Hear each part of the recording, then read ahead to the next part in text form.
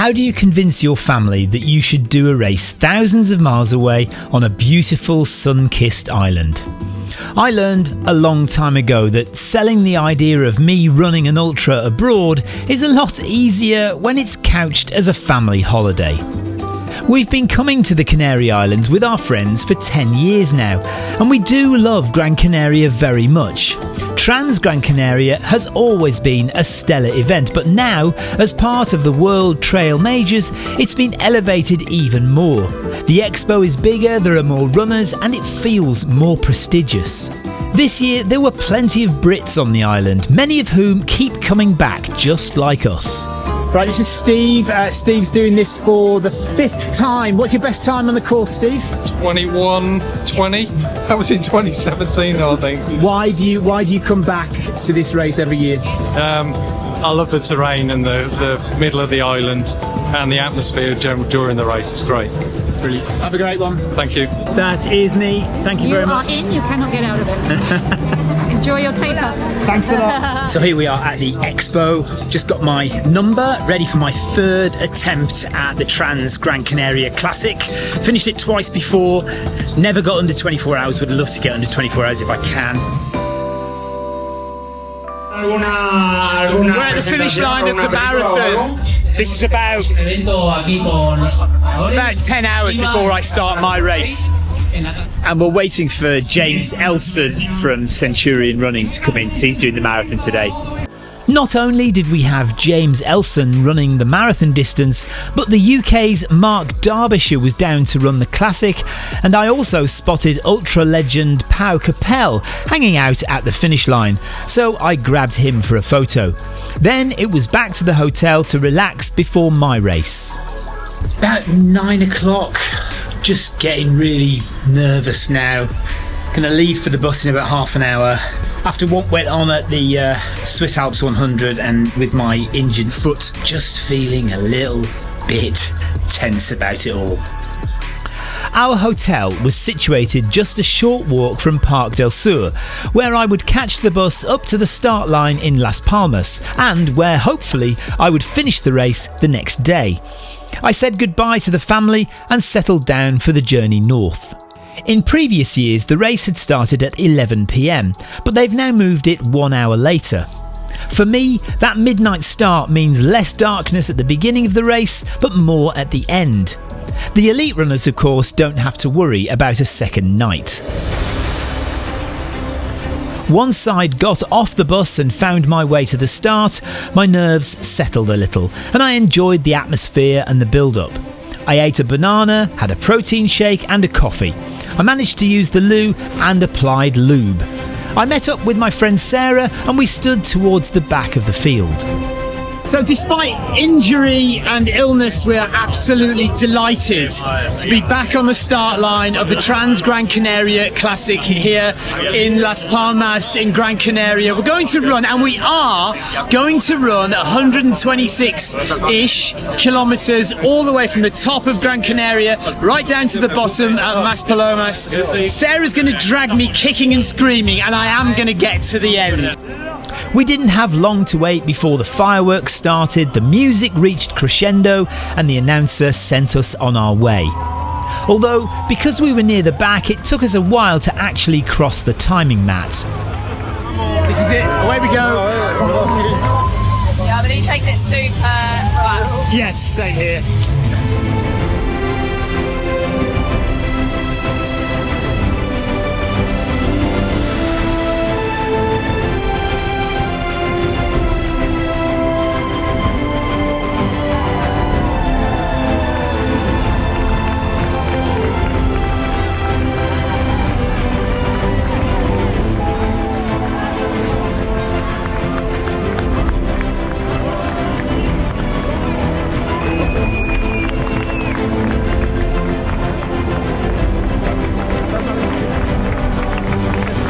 The first 400 metres is a procession along the beach, and then up onto the promenade for the next 4 kilometres. At this point I was very happy to be wearing my Hoka Skyward X road shoes. I mean, it's going to be like this all the way, right?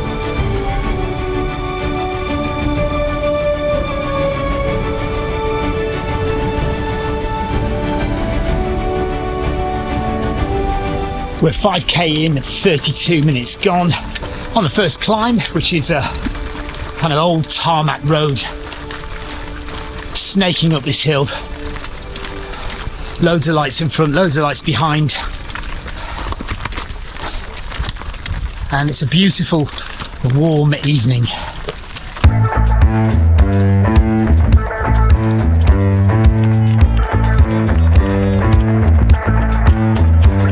With well over 6,000 metres of elevation gain, you spend most of Trans Gran Canaria climbing, and you don't reach the highest point of the race until around 100 kilometres. After 10k, I didn't do another sub 7-minute kilometre for the rest of the race, either because of the terrain underfoot, the steep gradient, or both.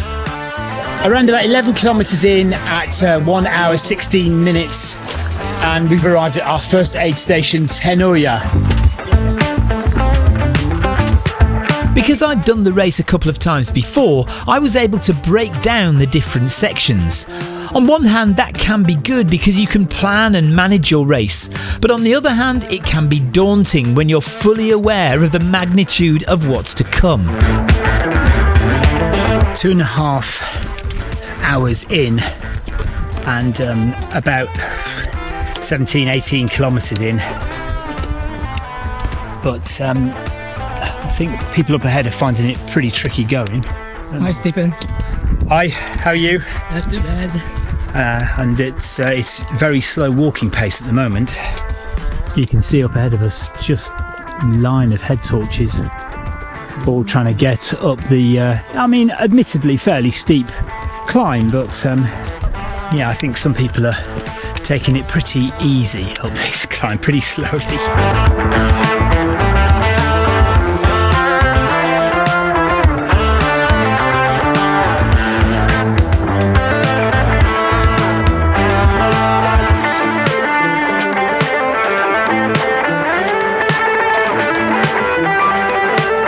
All right, Trouble, how's it going? Oh, good, yeah. Are you? Yeah, I think so. I'm not by now. No.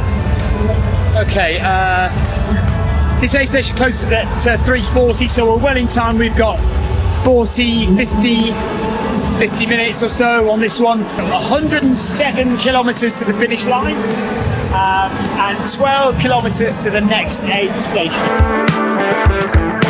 So we're at 19k.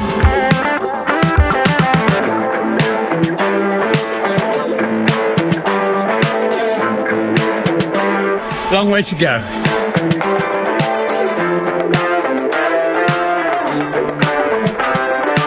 In 2022, this climb that I'm on now is very, very steep in parts.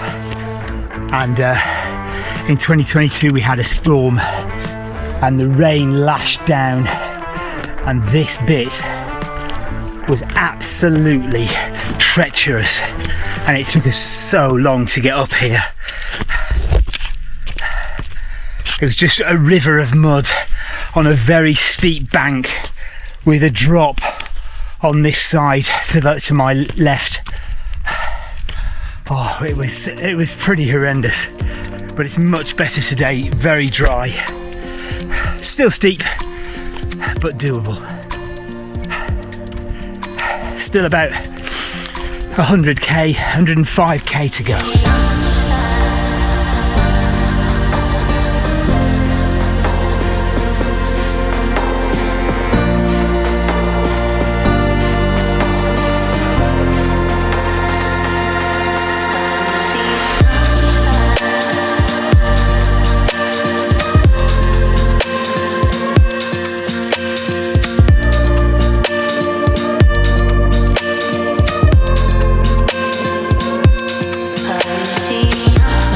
That is where the advanced race must start tomorrow. So that's the 65k, but we've got more than 65k to go before we get home. Maybe they do a less circuitous route. Just coming into the next aid station at 20 miles in. So yeah, 20 miles done, 60 miles to go by my calculations. Feeling quite rough actually. So the next aid station will be Fontanales, which will be over a marathon done. That is in 11.5 kilometres from now. We have 95 kilometres to go to the finish line, and this aid station is a cut-off of 6 hours 10 minutes, or 6:10 in the morning, and it's now 5:19, so we've got 50 minutes here. Okay, I'm leaving. Got bread, I've had Coke, been to the loo. I felt a bit uncomfortable on that last section, so I'm glad I've been to the loo. 11.5k to the next checkpoint. One foot in front of the other, that's all it is. I've also put some ibuprofen gel on my foot. It's not doing too badly, but I'm just aware that I don't want it to give up on me. But we're doing all right at the moment.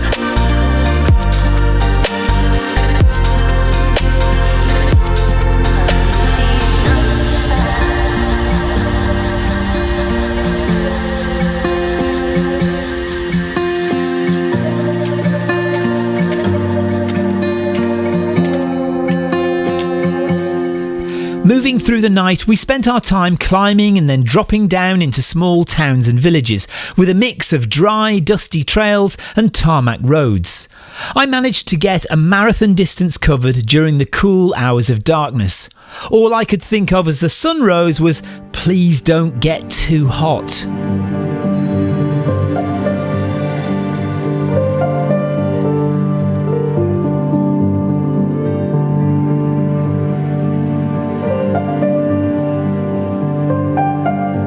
So we finally arrived at Fontanales aid station, which is supposed to be 43.5k. I've got nearly 45k on my watch.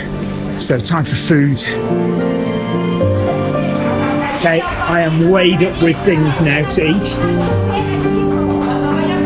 and drink. I've got Coca-Cola, I've got banana, I've got bread, sweets. 9.5k to the next aid station, so that looks like for me it's going to be 55k, basically 55k I'm going to hit when I get there. We have 83k to the finish. Okay, we're on our way. I needed that stop. Got a big vat of Coke as well. I feel like we're going to hit some sunshine soon and it's going to start getting warm. That's what I'm worried about now. But my ankle is holding out just about. I'm not going to lie, it's aching, but it's not hurting.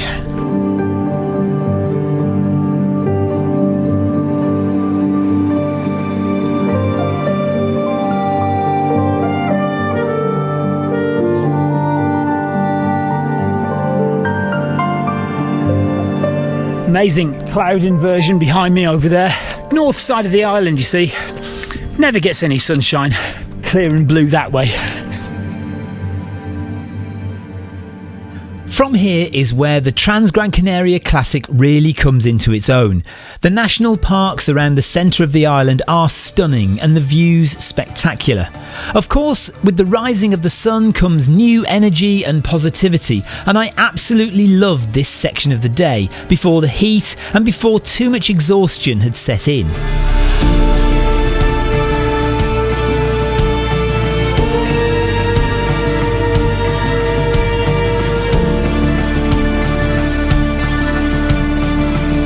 "53 kilometres in, nearly 9 hours 31 minutes. And we are dropping down into this fantastic valley.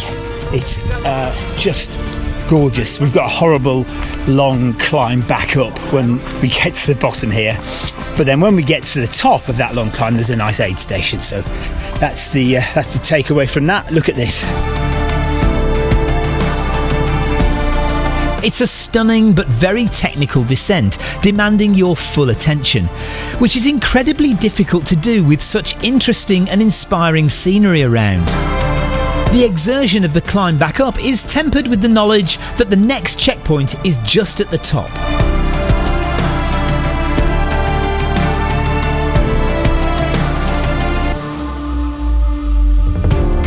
We could hear the music at the El Hornillo aid station from way down in the valley, and it was an early morning party atmosphere when I finally reached the top.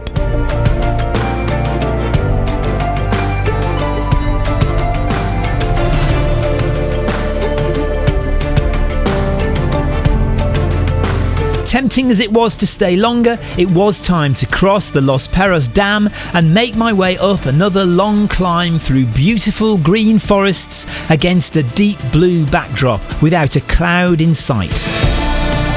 The last time I ran Trans Gran Canaria, it was this section which put paid to many people's race. High up in the mountains with the wind howling, the rain and hail lashing down and the temperatures below freezing. It could not have been more different this time round, and I was very grateful to be running down to Artenara in such perfect conditions. What's your name? I'm Hazel. Hazel, I believe you did the Arc of Attrition last month. I did, yes. How did you do? What time did you do for the 100? I'm finishing 34 hours something. Fantastic. And here you are doing Trans Gran Canaria. Yep. Is this your first time in Gran Canaria? It's my first time, yes. What do you think of it so far? It's a beautiful place and it's a good trail. What are you hoping for today? Hoping to finish. You don't care what time? Mm-mm. Good for you. We're still on this climb up to the top of the hill, and then it's down about 8 kilometers to Artenara aid station, and that will be on my watch 70k, but no doubt less than that in the race.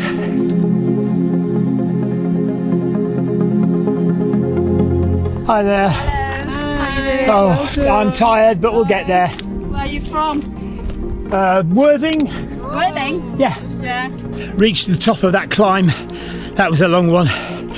And it's not straight down to the next aid station. There are a couple more ups as well. But let's start jogging and get down this hill. Despite the unrelenting sun, there was a coolness in the air from the altitude, which made life a little easier, although I was still pretty beat up by now.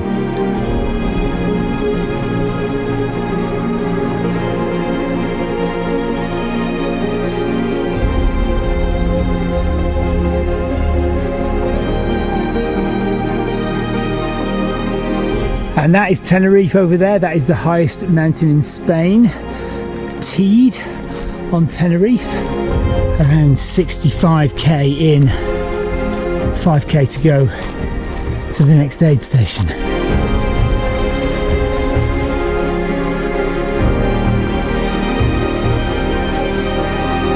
Another really energy-sapping climb, and still not at Artenara aid station. Somebody's just told us it's about 1 kilometre.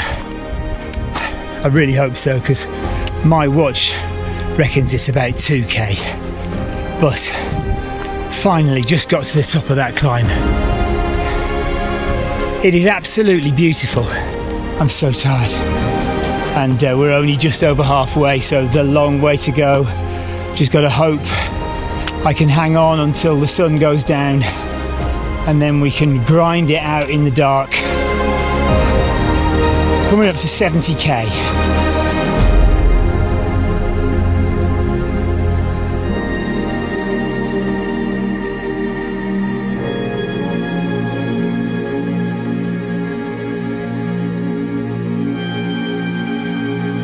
We have finally arrived at Artenara. I am very much screwed, but we'll take some time here and just regroup, get some food, get some drinks, rest.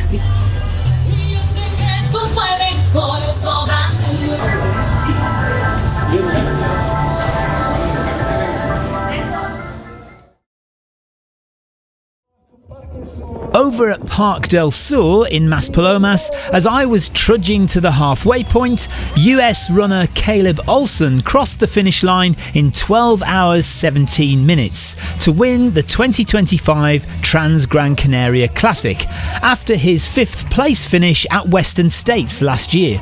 He was closely followed by the UK's Jonathan Alban, who came in second. Then Jonathan Alban's wife Henriette crossed the line to win the women's race in 15 hours and 2 minutes, and she almost collapsed on the finish line. Finally, our friend Mark Derbyshire, who was ably crewed as always by his mother Helen, finished in 13th place in 15 hours 27 minutes.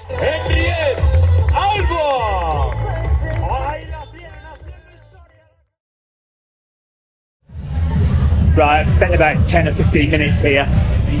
Just needed to recover 12.4 kilometres to the next aid station at Tejeda.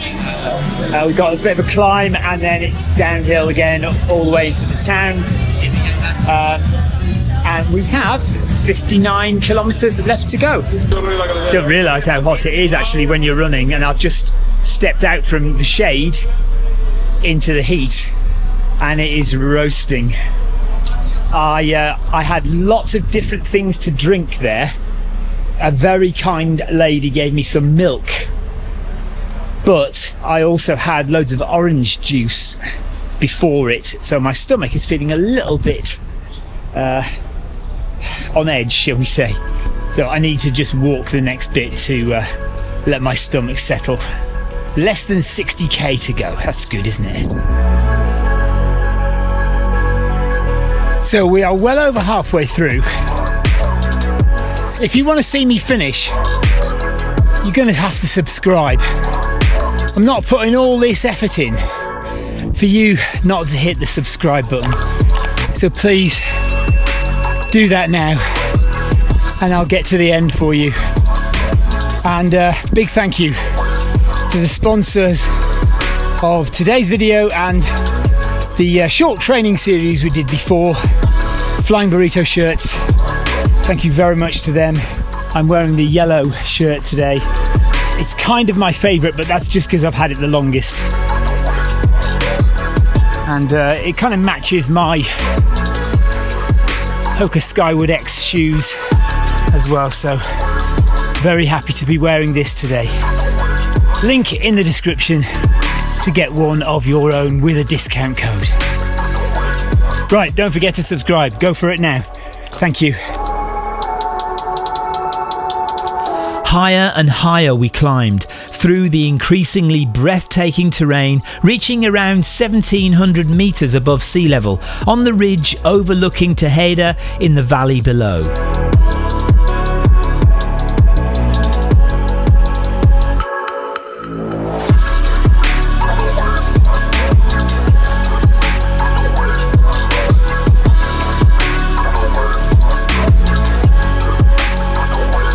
Wow, look at that.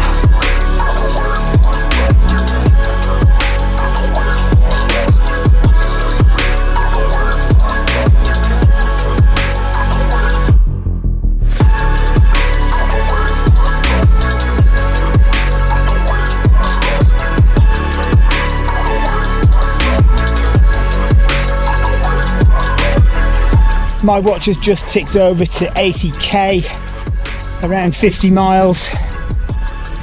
We have probably 48 to go though, 48k to go. And it's 4:30 in the afternoon. The sun definitely feels like it's not quite as hot as it was at 2 o'clock this afternoon, but it's still really warm. And I am making my way down this snaking path into Tejeda for much needed sustenance. Tejeda, por Tejeda! Finally.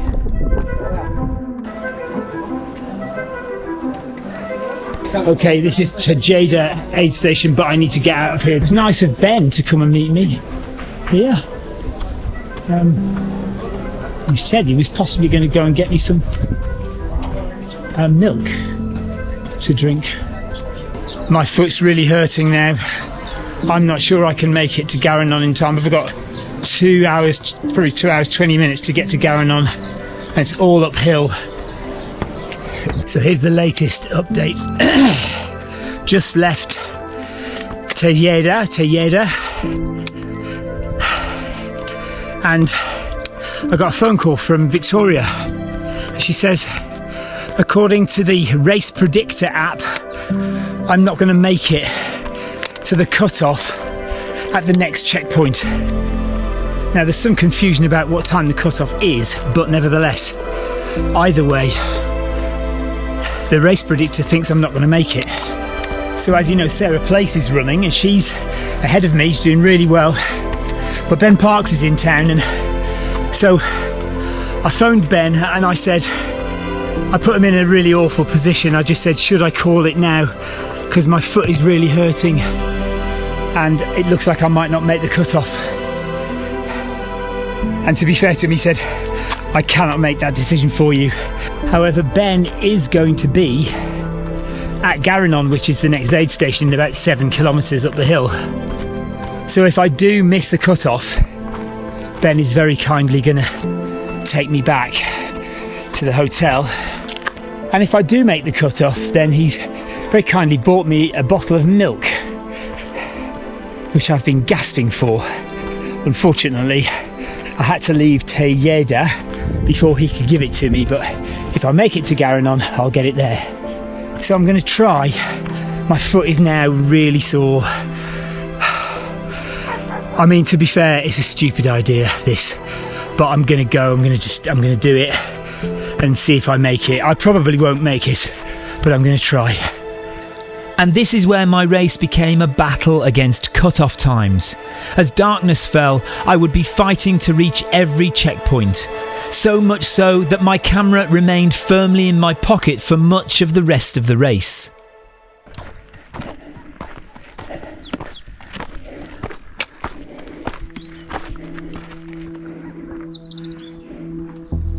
Just ticked over to 90 kilometres, and that means we've done 5k since leaving Tejeda. Now it's 8k to Garanon, but as we've been finding out, those tend not to be true, and we tend to be doing 1, 2 or 3k further. It's 7 o'clock in the evening. I've got an hour to potentially do 3 or 4k. That's if cutoff is at 8. If it's at 8:15, we've got a bit more of a chance. But we are now on the really technical, difficult climbing.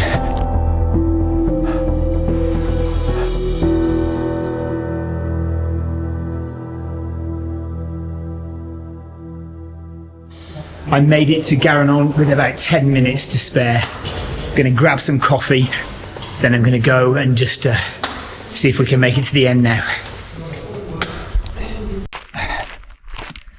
I am so tired. So I haven't filmed for a while. I can't remember the last time I filmed. I think it was just to say that I'd managed to arrive at I can't even remember the name of the aid station. Anyway, I got there with moments to spare, and then it's been moments to spare at the last aid station as well. I didn't film. I had to run in. Had about 5 minutes to grab some drinks and then out again. And apparently Ben says that I am expected to arrive at the final aid station 1 minute after cutoff. So I'm trying to push as hard as I can to make sure that that doesn't happen. But I realised I hadn't given you an update in a while, so I thought I'd better just film something quickly. But I am just going to concentrate on finishing this race now. Filming, I think, will have to come second. I'm sure you understand. I'm so tired. My foot is really sore. And I just want to go to bed. But I have 22 kilometres left. Arrived at the final aid station, Agueras. 14 kilometres to go. This has been such hard work. The hardest one I've done on this course. Just ridiculous. Chasing cutoffs all the time. But we've made it. Third time, yeah. Yeah. I'm done. I'm done with it now, though. No, it's hard. What's your name? Ellie. Ellie, thanks for being there, Ellie. No problem. Really appreciate it. Bit of British support for the Brits. Are you doing this next year? I am going to do the advance next year. Good for you. Marathon yesterday. Oh, well, I'll try and persuade my wife to do the advance next year.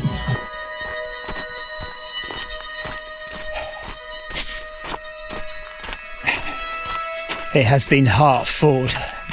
It has been hard fought, this run. We are about 4k from the finish line. We're still wandering through these stones on the dry riverbed, but I'm fairly confident that in about a kilometre the stones will disappear and it'll open out. I'm hoping Victoria and the kids are going to wake up to come and see me. It is 4 o'clock in the morning. Well, how good does that feel? At Tejeda, I really wasn't sure I was going to finish this. The second half of that race was horrendous, but when the chips are down, you just have to focus and get the job done. And we are about to cross the finish line of the Trans Gran Canaria Classic for the third time.